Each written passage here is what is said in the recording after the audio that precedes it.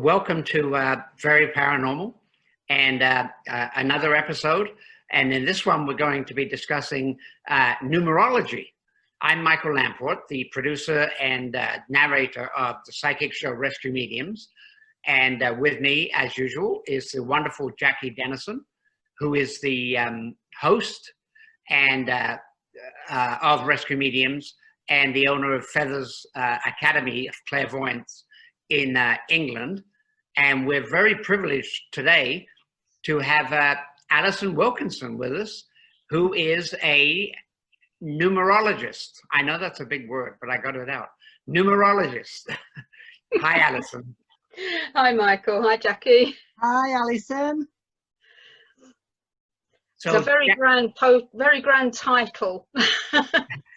I think he's very brave to say a big word like numerology, a numerologist at this time. I think he's eating a dictionary for breakfast. Probably. What time is it, Michael? We're here? Yeah. 11 a.m.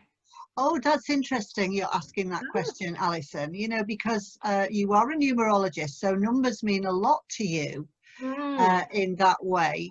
When did you first realise that you were sort of had that connection with numbers? Is it something that, you know, you've always looked at the clock and said, oh, it's 11 o'clock, or, you know? I don't know. I know at school they considered I was quite good at maths, which I don't think the rest of my class agreed with, especially the lad that used to sit behind me and would pass me the answers to difficult questions. But it was probably, and I've been hunting high and low for it today and I couldn't find it, it was probably when we did the session on tarot cards in level 2, and you asked us to draw 3 cards. I'd started doing the tick list each week as we came, and I had a number on this tick list that nobody could take. And I can remember I drew these 3 cards, and 2 were quite self-explanatory, but 1 wasn't. And when I looked up the meaning of that card in the guidebook for the tarot set, it corresponded to the number that I had on my tick list. Wow. Which started getting me thinking. I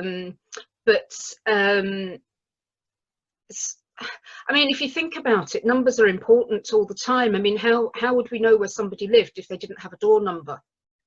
Yeah. How would we know what bus to get if we didn't know what number we were looking for? And I was looking at other things today. Other things sort of started coming to mind. Now, the sort code on my bank card, for example, never took any notice of it until after I lost my mum. And then I realised that one of the numbers corresponded to her day of birth, one number corresponded to her month of birth, and the final number corresponded to the month that she passed. Wow. Yeah. Wow. So, and I'd never ever, I would have had no reason to have even thought of it. It was the first time I used it afterwards, and I thought, oh my word. And then I've looked at other things. So my Christian name, Alison, comes to the number 7. Now my married name, Alison Wilkinson, also comes to the number 7. And number 7's always been quite strong for me. You know, if anyone said what's your lucky number or pick a number, I'd usually go for 7. No idea why. The first house I ever lived in, or the main one that I lived in when I was a child, was 331. You add those together, you get 7. 7. Yeah. Yeah. That's absolutely fascinating. And you said 7 because before we started this interview, I was going to say to you that my personal lucky number is 7. Right. And I know a lot of people, especially in Canada, a lot of wonderful Asian people, number 8 is their big number. But numerology, doesn't it stem, or does it stem from Egyptian and Old Greek times? It does. They consider that Pythagoras is the modern source of numerology, if you like. And certainly if you remember back to school days, you'd have done things like Pythagoras theorem. Yeah. Don't ask me what that's all about now, but it's just something that's always stuck in my mind. I have enough trouble adding 1 and 1.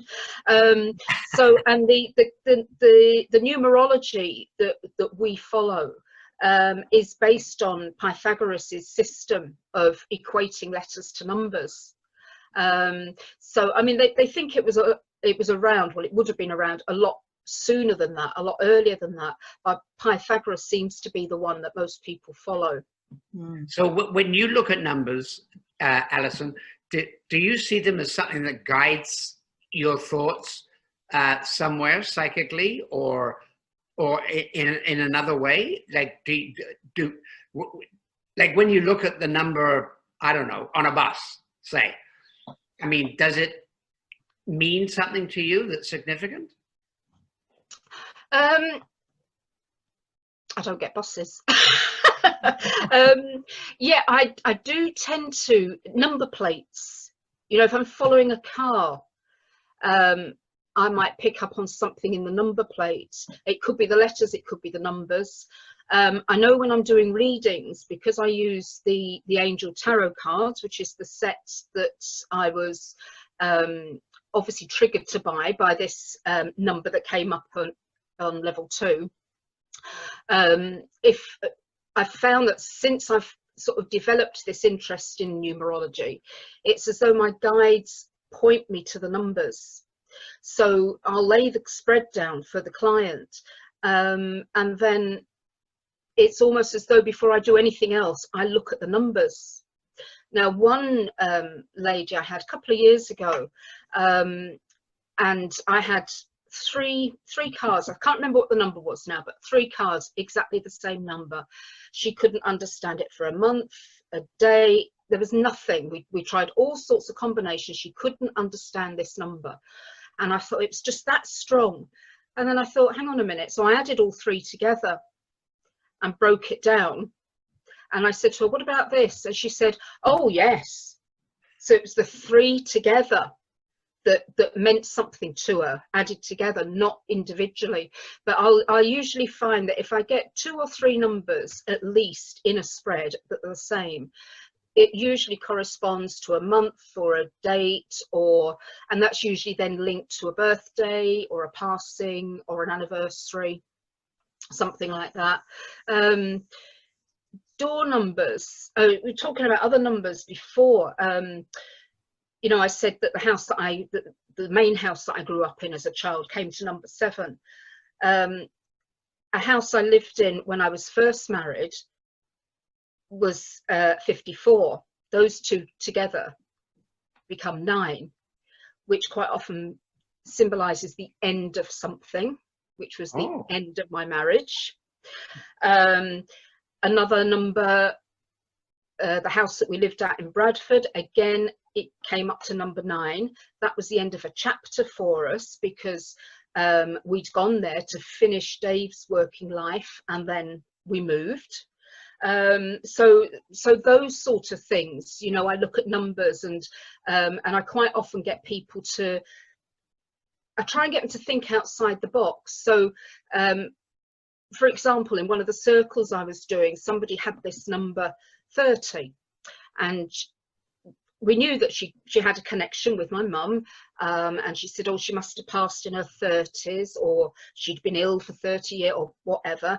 And I kept trying to, and in the end I said to her, break it down, you've got the number 30, you've made the assumption, but I said, in fact, for a long time my mum lived at number 30.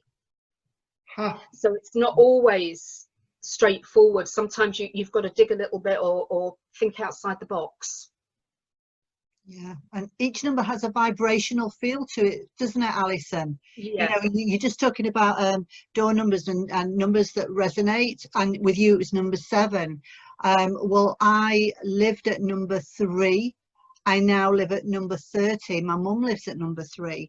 My birth date adds up, so it's the 21 is 2 and 1 is 3. Oh, the 12th, 1 and 2 is 3. You know, so so 3 is my number, the number that I connect with, although it might not necessarily be my past number or my life number. It's a number that really I connect with. So how would you explain that with a number that you connect with, but maybe not necessarily when you break it down into numerology as to part of your path, but it's just something, it's a vibration that you connect with?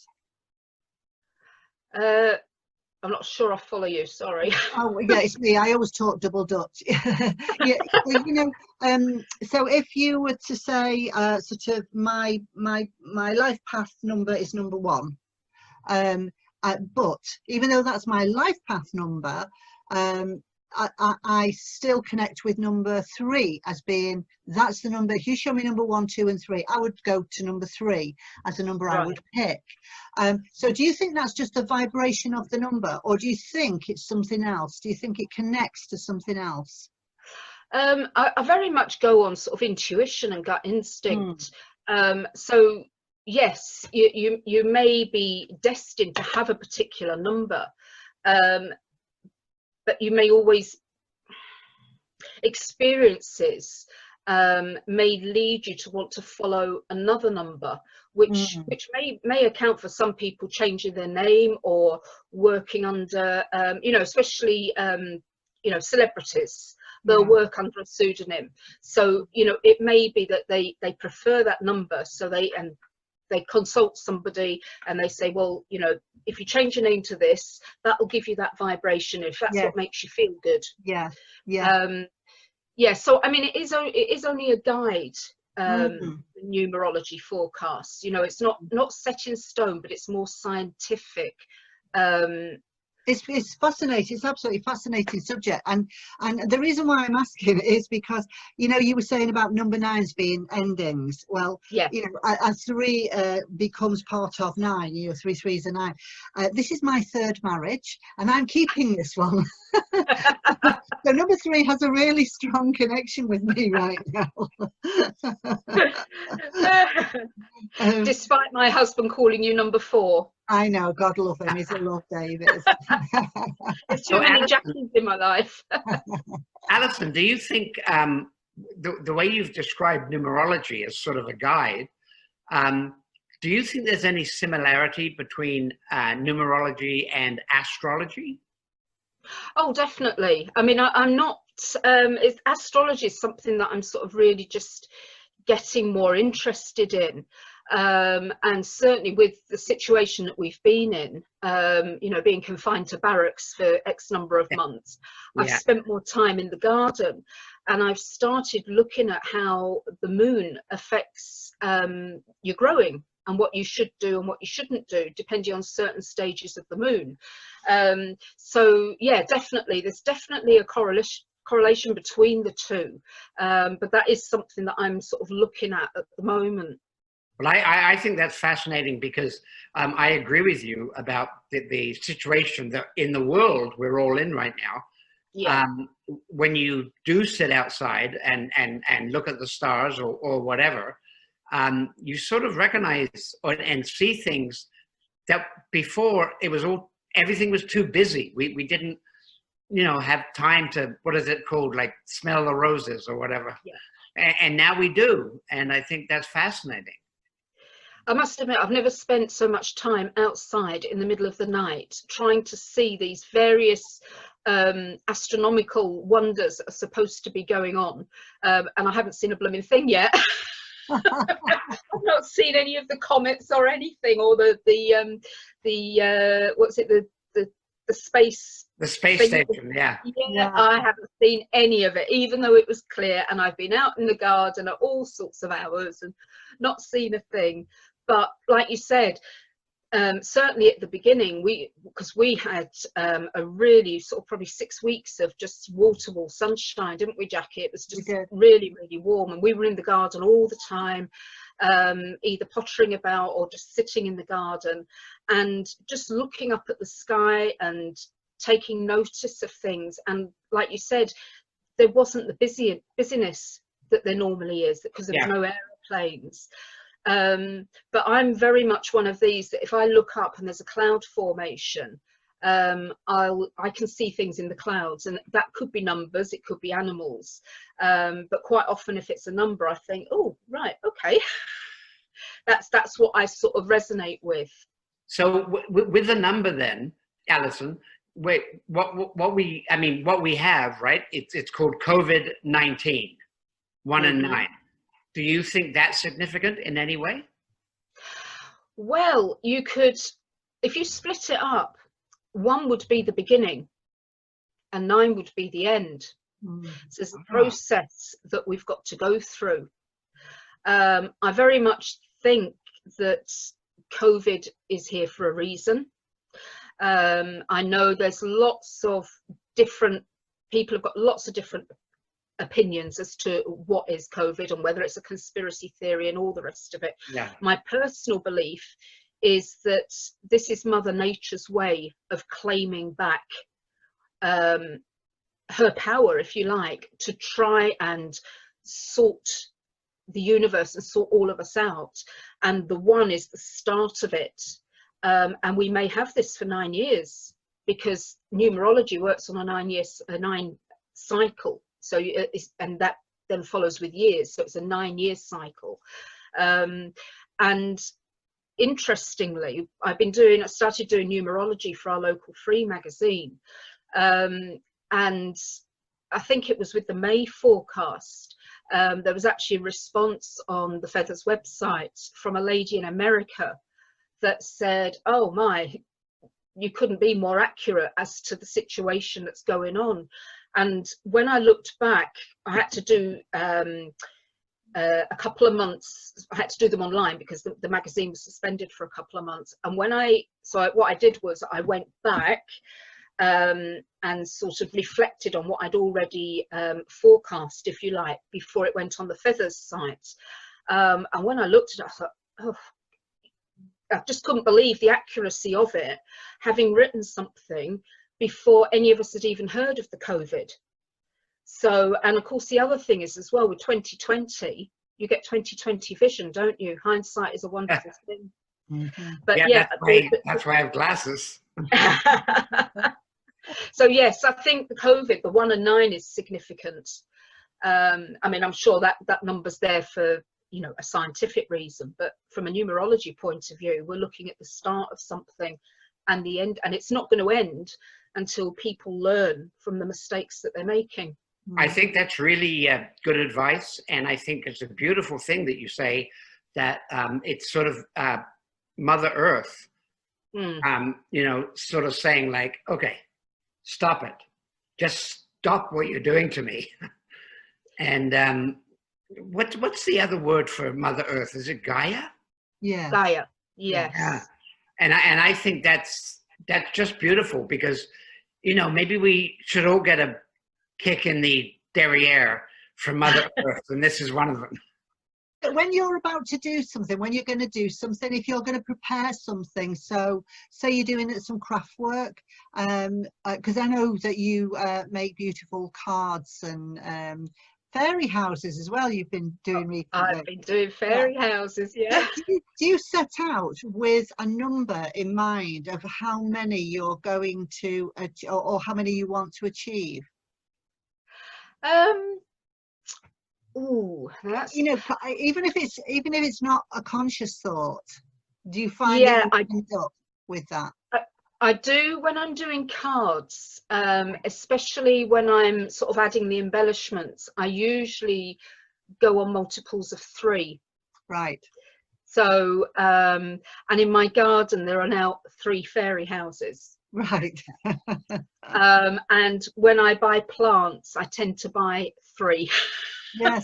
Or they're planted in 3. So yeah, I do tend to very much go with 3s. And you know, without sounding morbid, and a lot of people find this, you know, if somebody passes, I can usually guarantee within a couple of days there's been 3. Yeah. So really? Yeah, 3 tends to be that number. Yeah. Well, there's 3 of us here right now. So that's there is. See? Really? It's only two now. We can still see you. Michael, you mentioned to me before we connected with Alison, we had a conversation about you waking at 5:15. 5:15. And you said, I woke at 5:15 and this was what was on my mind. And I said to you, what time is it now, Michael? There, and because it was I think it was it 10 a.m. here? But anyway, it was 5 a.m. your time, and you went, oh my God, yeah, it's 5 o'clock, you know. No, sorry, it was 10 o'clock last night. We spoke last night. It was 10 o'clock last night, and when you told me it was 5 o'clock your time. Yes. So you know, and I said, well, you know, maybe you should mention that because that is a repeat of the number 5, isn't it? Yeah, but also 10 o'clock would be 1. It Right. would be right, yeah. Yeah, which is who initiated the call? Was it Jackie? No, Michael. No, me. Oh, right. Michael, You yeah. initiated the call. Right, okay. Because 1 would always be the beginning of something. Ah, So that's why I was wondering whether you'd initiated the call, you'd begun the call. The no, 5. but the call was about something that Michael had dreamt about, but the call was also about today, about how, you know, how we were going to conduct the interview today. So it was the beginning of that. Yes. Ah, so yes, so that would make sense. So And then obviously the 5, you look, that's very much a mediocre number, you know, it's bang in the middle.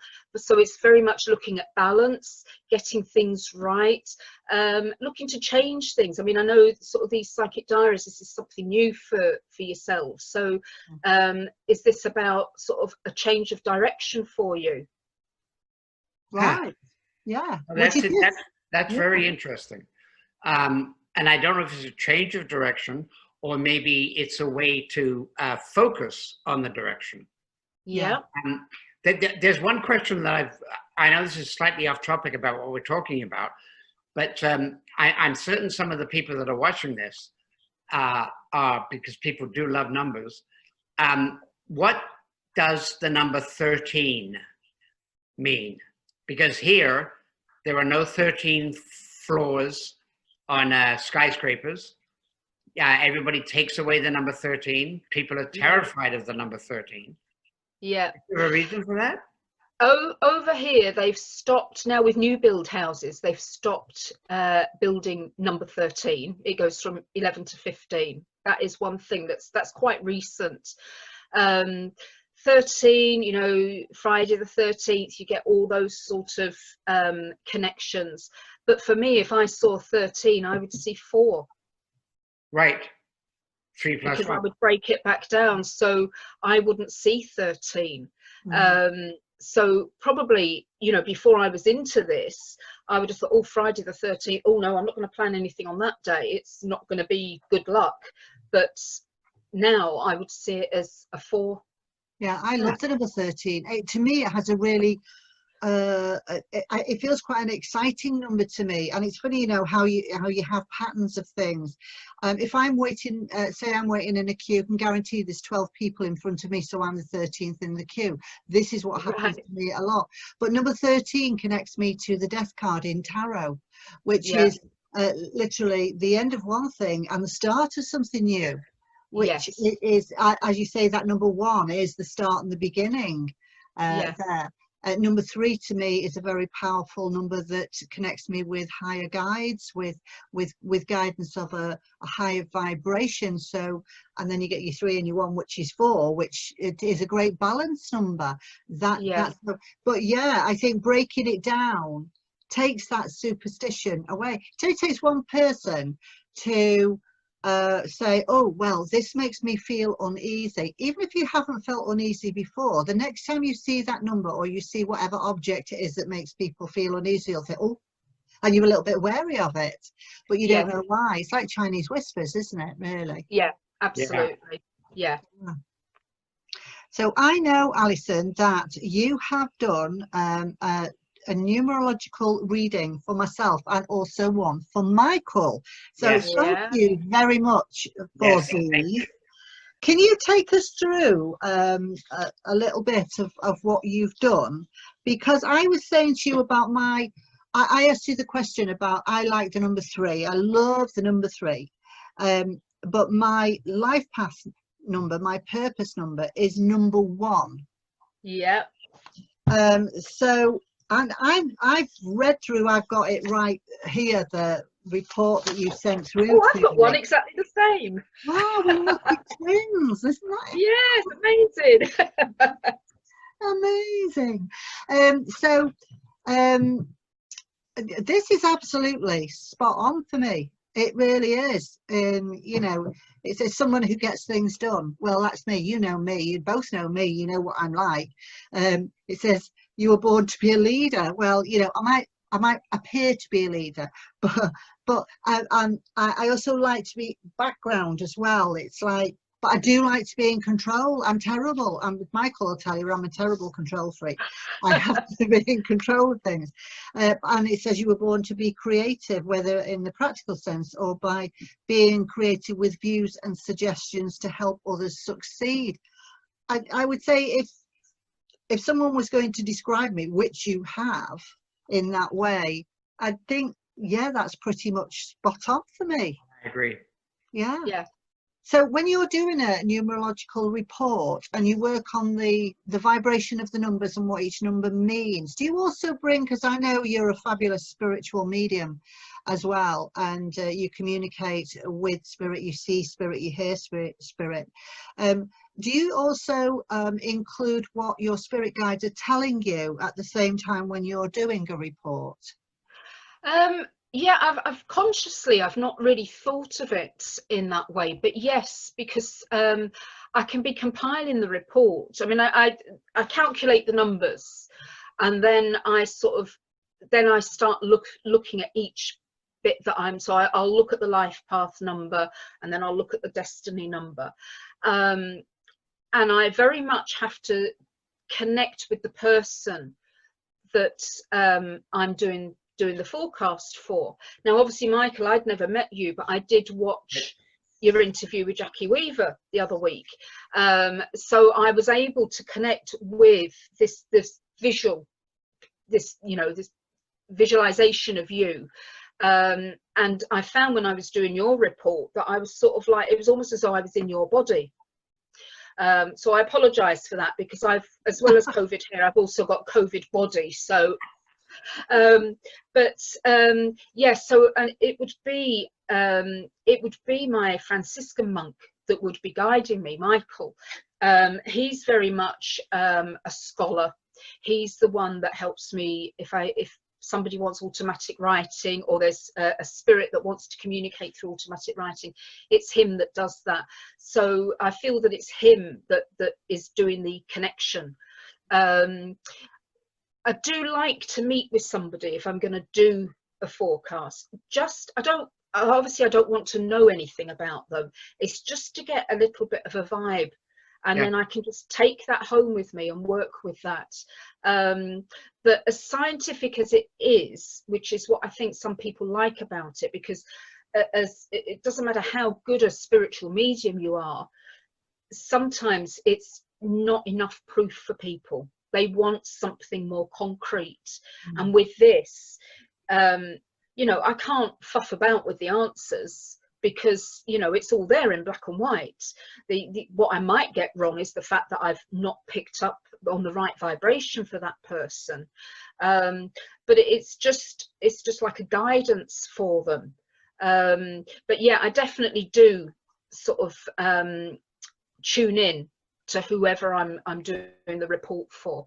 Well, when you say that about numbers and numerology, I believe that to be absolutely true for people that are not sure about things. But everybody, the expression that's been around for years is like, well, look, the numbers don't lie. You know, if you're an accountant, it's like, nah, you're bankrupt, you know, or whatever. And I think that's very true, that the numbers don't lie. But I think your interpretation of them imbues them with just something else, like something really stronger than we can even imagine. Yeah. And also it gives, I mean, as with everything, there's always a plus and a minus side. And I'm very much, I like to work on the positive energies. And numbers do have a negative, some of them do have negative, well, they all have a negative side to them. I won't necessarily focus on that unless I feel it's something that will help them in the future. What do you think is the most negative number then? Well, they've all got their own negativities. I wouldn't say that I wouldn't say that there's any one in particular that's more negative than another. But I wouldn't necessarily remark on the negativities. I see. And also there's a way of putting across a negative vibration in a positive way, so you can turn it around for somebody. Yeah, absolutely. I mean, to me, and I don't know why this has just come into my head, the number 2 seems to be, I don't know, I don't like it. You don't like the number 2? No, and I don't know why. Right. Leave that with me, and Okay. I will send a message back. Okay, thank you. The interesting thing I found doing your report and Jackie's report was I went above and beyond and did the forecast for you for the year and the last few months of the year. And despite you having obviously different dates of birth, etc., etc., your forecast for the rest of the year was identical. Yes, I saw that. I think that's fascinating. It blew me away when you said in the email, Alison, that you couldn't believe this, that even though you tried and you double checked, the forecast is, and I've got both reports here in front of me, Michael's and mine, and they are the personal year is identical moving forward for the months of August, September, October, November, and December. Absolutely the same vibrational number, the same message, which is really interesting because Michael and I are working on lots of different projects together, some with others, but just on the, with the 2 of us, and we're very much very involved with all of this, and it is fairly new to us to be doing this, so it's absolutely spot on. It was like, oh my god, really, it's so exciting. And going back again to I mean, as you know, Jackie, I do a forecast for feathers every year. Yes, you do. And going back, I've got the feathers one here, and this was all about, it's a 4-year, 2020 is a 4-year, which is all about grounding and setting your plans for the year. And I feel very much that, I mean, I know on a Thursday, the 3 of us together on a Thursday had been saying a long time before the COVID came out that there's something going on, there's something just not quite right. We could feel something, couldn't we? Yeah, we should just let everybody know that you are with me at Feathers on a Thursday, along with another medium, Sammy, and the 3 of us are all together on a Thursday. And yes, so sorry to have interrupted. No, just let people know. Yeah, it was. We just felt that there was something not quite right, and none of us could put our finger on it, could we? We all just kept having this feeling. We'd come in week after week and say, oh, I don't know what it is, something new. Well, for example, I'd got a very clear message from my guides telling me I had to change the way I was doing the closed circle, which I did. And the first couple of times it seemed to work very well. The next time that I did it, I changed the format slightly again. everybody in the circle was happy with it. I wasn't. And then before you know it, we're all shut down. And I think I said to you, Jackie, the changes I don't think was so much about changing the circle. It was about having to change the way we're working. Yeah, definitely. But at the time, because we didn't know about the COVID, you make an assumption. But going back to the feathers forecast for the year, it was all about deciding what you want, planning it, and achieving it. And I think that's what the whole of this year's had been about. Definitely. You know, we were deciding that something wasn't right and it needed to change. And now we're in the planning stage, because to be able to achieve things, we've got to put our plans in place now to be able to achieve some sort of normality at the end of all of this. Absolutely. Yeah. Absolutely. This has been absolutely fantastic and fascinating, Alison. You know, when you look at all of this, I keep looking down because it's here, and I'm thinking, oh my God, she said this, and she said this, and it is spot on. And I've been reading Michael's, and I'm thinking, yes, yeah, oh yeah, that's him. That's just exactly him. He is. One of the things you said about being a positive and a negative thing, and about looking at it, I'm just looking at mine here. It says, you are extremely independent, and as with all good things, there comes a negative, and this materializes in your reluctance to follow advice and accept help. And I'm going, I'm not like that. I'm not like that. But I'm thinking, yes, you are. Yes, of course you are. And I am. And with Michael's, it says here, as in life, not everything always runs smoothly, and at times you can be stubborn, which can be frustrating for those around you. Oh yes, Michael. I think it's wonderful. And sometimes we need. No, go on. I was just going to say, sometimes we need those negativities, if you like, pointed out to us, but in a positive way, because we're not always aware of them. I mean, if you just see me yesterday with this sewing machine and masks, and Dave saying it's okay, I said, but I've wasted a whole day, and I need to prepare for tomorrow, and it's okay. But all I was worried about was the fact that I'd wasted a whole day making a mess, basically. But that was just my own sort of like frustrations and my desire to get things done right. I'm never happy if it's not right. Jackie will tell you that. So you know, it's if somebody's gone away from a reading and I've not felt they're 100% happy, then I'm not happy.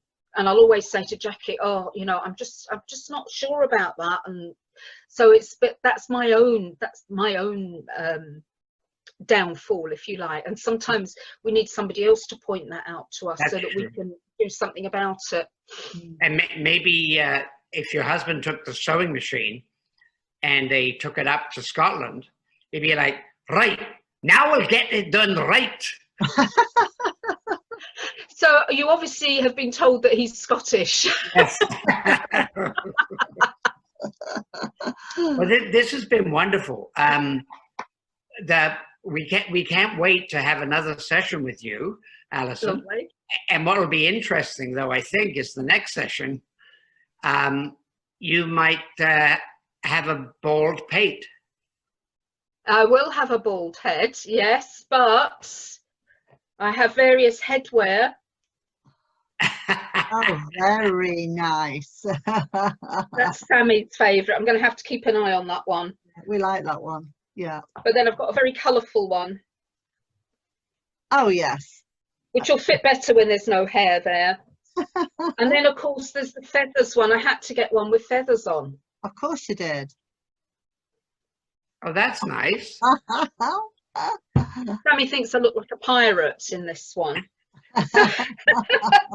And there's others, but yes, there'll be various headwear. But yes, I probably will be bald. It's been done 2 weeks today, so yeah, brave. And you can say to people a joke that I've said to my friends who are bald is that periodically you paint rabbits on your head because from a distance they look like hares.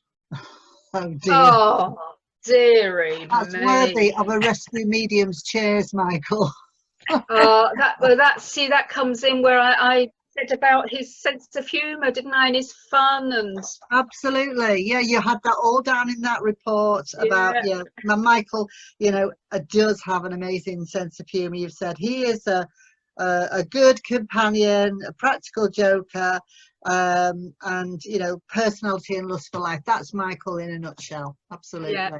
And I'd never met you, so it was just purely having watched you interviewing with Jackie and, you know, just tuning in. So, you know, I'm chuffed that was good for you. Oh, I thank you so much, and thank you so much for being here and being so open in your interview. Oh no, you're welcome. Oh, it wasn't as daunting as I thought it was going to be. Well, we've loved talking to you, and yeah, as Michael said, we'll do this again. It would be great to have another catch up like this and see where the numbers take us. Absolutely. Now there is a little boy that wants to come and say hello. Okay. Can I go and get him? Oh, go and get him, Mr. Woodrow. Mr. Woodrow, hold on a moment. Okay, so Mr. Woodrow is when my dog had puppies. Woody was one of the puppies. Alison had Woody, so I've got two of his brothers. I've got the mom and two of his brothers, and Alison's got, we call him Mr. Woodrow, and he comes into Feathers with Alison and settles himself usually on the comfiest chair in Feathers or in front of the fireplace, and he rules the roost, I can tell you. How old is he? And we absolutely adore him. He's two. They're all two now, just over two. In fact, oh crikey, yeah, no, they're coming up. Alison, are they coming up to 3 now, the pups? In September. I can't. Oh gosh, are they? Yeah, I think they are. There he is. There's Mr. Woodrow. Ah. Yeah, he heard your voice. I had to carry him down, and then he heard your voice. Woody. Hello, Woody. Oh, we should introduce him to Jackie Weaver. Well, do you know, it's funny, having listened to Jackie, he and I have cuddle time now of a night on our bed, because he comes on the bed for about an hour before we go to bed. And he's taken to sort of just curling up in my lap and just staring at me. And we just have this little me and Woody time. And we have cuddles, don't we? Oh, Woody. You can't quite cope with the video side of things, can you? It's not quite as switched on as oh, there we go. Good set of teeth there. Yeah. He can hear you, but he just can't figure out where I am. Mummy Jackie. Mummy Jackie. Oh, look at that. Okay, Alison and Woody, been wonderful talking to you, and we will see you again shortly. Okay, nice to see you. Bye. Bye. Bye. Bye.